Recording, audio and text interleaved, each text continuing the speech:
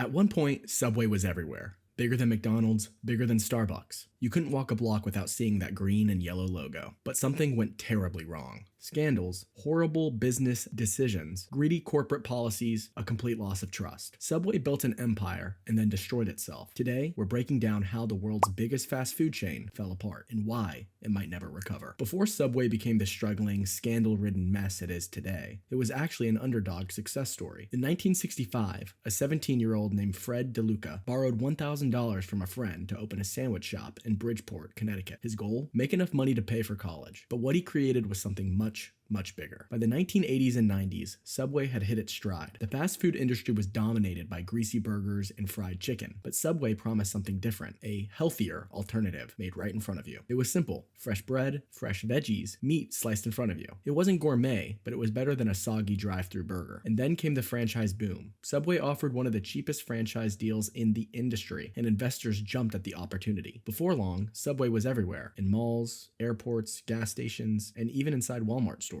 At its peak, Subway had over 42,000 locations, more than McDonald's, Starbucks, and KFC. It was a global empire. But as we all know, just because something is big doesn't mean it's built to last. Because while Subway was exploding like crazy, the cracks were already starting to show. For years, Subway looked unstoppable, but beneath the surface, serious problems were bubbling up. Problems that would eventually tear the company apart. Subway's biggest mistake? They got greedy. Instead of focusing on quality, they focused on their quantity. Their entire business model revolved around rapid expansion, opening as many stores as possible, as fast as possible. It got ridiculous. In some cities, you could find multiple Subways on the same street. At one point, there were more Subways than McDonald's and Starbucks combined. But here's the problem. Subway didn't care if their new stores were successful. They just wanted more franchises. Because every time someone opened a new location, Subway's corporate office made money. Meanwhile, the individual store owners, they got screwed. Subway had one of the lowest franchise startup costs in fast food, around $100,000, compared to over $1 million for a McDonald's. That meant thousands of people, many with no restaurant experience, were jumping in, thinking they'd strike it rich. But what they didn't realize was that Subway's corporate office didn't care if they made a profit. In fact, they kept charging franchisees insane fees, things like a 12.5% royalty on gross sales, not profits. That's one of the highest in the industry. And it gets worse. If a store started struggling, maybe because Subway just opened another location a block away, corporate wouldn't step in to help. Nope. They just let the store fail, take it back, and resell it to another hopeful franchisee. It was a brutal cycle. Subway had turned into a franchise mill, pumping out locations, bleeding store owners dry, and moving on to the next victim. Meanwhile, while Subway was busy opening too many locations, they were completely ignoring something way more important: the actual food. Let's be real, Subway sandwiches just aren't good anymore. The ingredients feel lower quality, the portions got smaller, and the bread is basically a sponge with a weird smell. Remember when people found out Subway's bread had the same chemical used in yoga mats? We have some big changes for the world's largest sandwich chain this morning. This is a wild story. Subway announced it's removing a controversial chemical from its bread, an additive that's found in shoe soles and yoga mats to add elasticity.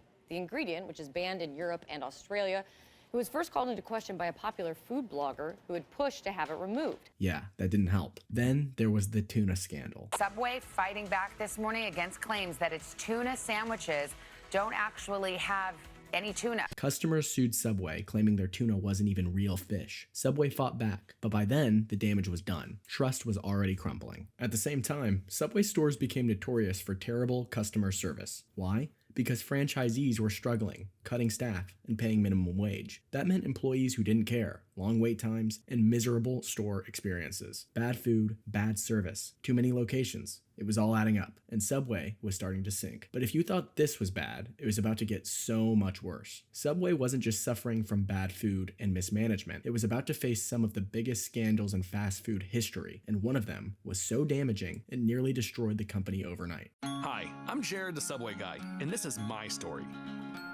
He was among the most famous pitchmen in fast food. Hey, Jared. Hey, guys. But tonight, Jared Fogle is no longer a spokesman for the Subway restaurant chain, and he's at the center of law enforcement activity that's raising a lot of questions. Federal and state law enforcement agents have raided Fogle's home, carted off computers and other electronics, and left neighbors bewildered. For over a decade, Jared Fogle was Subway. He was their entire brand, the walking billboard for Eat Fresh, the guy who lost over 200 pounds just by eating Subway sandwiches. People loved the story. Subway built everything around it. Then, in 2015, everything fell apart. Turns out, the face of Subway was hiding something horrific. Jared Fogle was arrested for some of the worst crimes imaginable, and just like that, Subway's golden boy became their biggest nightmare. Subway immediately cut ties, but the damage was done. Customers were disgusted. The brand's reputation was shattered. People couldn't even hear the name Subway without thinking of the scandal. And here's where Subway really screwed up, because this wasn't just some random employee. This was a guy they had built their entire brand around for years. And it turns out, Subway had warnings about Jared's disturbing behavior way before he was arrested, and did nothing. McLaughlin recently filed a civil suit against Subway. It accuses the sandwich chain of negligence. She alleges Subway was notified about Fogle's sexual interest in children at least 3 times during his stint as company spokesman. It was one of the biggest PR disasters in fast food history, and Subway never fully recovered. But that wasn't the only controversy that destroyed Subway's reputation, because in 2021, people started asking a simple question: what's actually in Subway's tuna? A lawsuit claimed that Subway's tuna wasn't real tuna, so journalists ran tests, and what did they find? No trace of actual tuna DNA in multiple samples. Subway denied the claims, saying their tuna was real, but let's be honest, at this point, nobody trusted them. This wasn't their first ingredient scandal. Get this, the Supreme Court ruling Subway's sandwich bread is not bread at all. The judge is concluding these rolls contain too much sugar to be legally considered bread there. Yeah, you heard that right. Subway's bread was once ruled not even legally bread because it contained so much sugar. And their chicken? Lab tests found it was nearly half soy filler. Customers started asking, what else is fake? Subway's entire selling point was that it was supposed to be fresh and healthy, but now it looked like one big scam. And as if that wasn't enough, Subway had another major problem: miserable employees. Turns out, when you pay workers barely anything and force them to deal with angry customers all day, the service is going to be terrible. But the problem wasn't just the employees, it was corporate greed. Subway had some of the worst franchise policies in the industry. Store owners were barely making money, so they cut costs wherever they could. Fewer employees, lower food quality, zero effort. And the lawsuits? Oh, there were plenty. From franchisees suing Subway for unfair contracts to employees suing over wage theft. It was one disaster after another, and at this point, customers were fed up. Subway had lost the trust of the public. The food was bad, the service was worse, and the scandals never seemed to end. And while all of this was happening, their competitors were getting stronger. Subway wasn't just crumbling on its own, it was getting destroyed by the competition. While Subway was drowning in scandals, lawsuits, and customer complaints, other fast food chains saw an opportunity, and they took it. Fast food was evolving. People wanted better ingredients, more customization, and actual quality. And that's where fast casual brands like Chipotle, Panera, and Firehouse Subs came in and stole Subway's customers. Chipotle lets you see every ingredient: fresh meats, veggies, salsas. Meanwhile, Subway's ingredients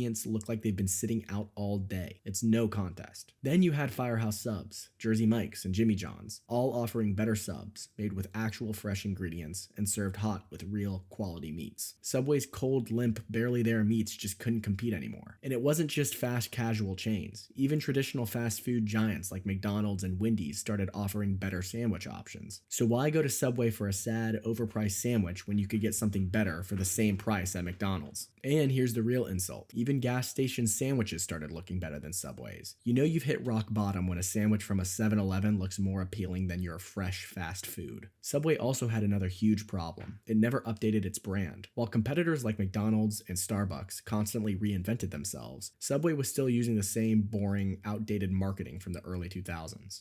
Turkey, salami, cheese with roast beef, pepperoni and ham. Write this down, Chief. We got 'em all on freshly baked bread. The Subway Feast. It's as big as my head. Beat that, Jared. It was like Subway didn't realize times had changed. While other chains were pushing high-quality ingredients, better experiences, and stronger branding, Subway just kept slapping together cheap sandwiches and hoping people wouldn't notice. But people did notice, and they stopped coming. At its peak, Subway had over 42,000 locations worldwide. Today, thousands have shut down, and the brand is still struggling to recover. So the question is, can Subway ever make a comeback? Or is this the beginning of the end? Subway was once unstoppable. the biggest fast food chain on the planet, but now it's struggling to stay relevant in a world that's moved on. Subway knows it's in trouble, and in recent years, they've tried everything to claw their way back. They launched a massive Eat Fresh, Refresh campaign, claiming they've improved their bread, their meats, and their entire menu. But, let's be honest, most people aren't buying it. When you destroy customer trust for years, a few minor menu tweaks aren't enough to win people back. And the numbers don't lie. Subway has closed thousands of locations in just the past few years. In the US alone, they've shut down over 5,000 stores since 2015. Once the biggest fast food chain in the world, now they're shrinking fast. Meanwhile, competitors like Chipotle, Jersey Mike's, and Firehouse Subs are thriving because they've evolved. Subway? Well, they're still playing catch up. So is this the end of Subway? Will it go the way of Blockbusters or Toys R Us? Just another brand that refused to adapt? In 2023, Subway was sold off to private investors, a desperate move to keep the company alive. But let's be real, how often does that actually work? Because history shows us that when private equity takes over, it's usually about maximizing profit, not saving the brand. Subway had everything: a global empire, a household name, a brand that could have lasted forever. But greed, mismanagement, and scandal brought it crashing down. So now the question is, can Subway ever recover, or is it already too late? Let me know what you think in the comments below, and make sure to like the video if you enjoyed it. Thanks for watching, and I'll see you in the next one.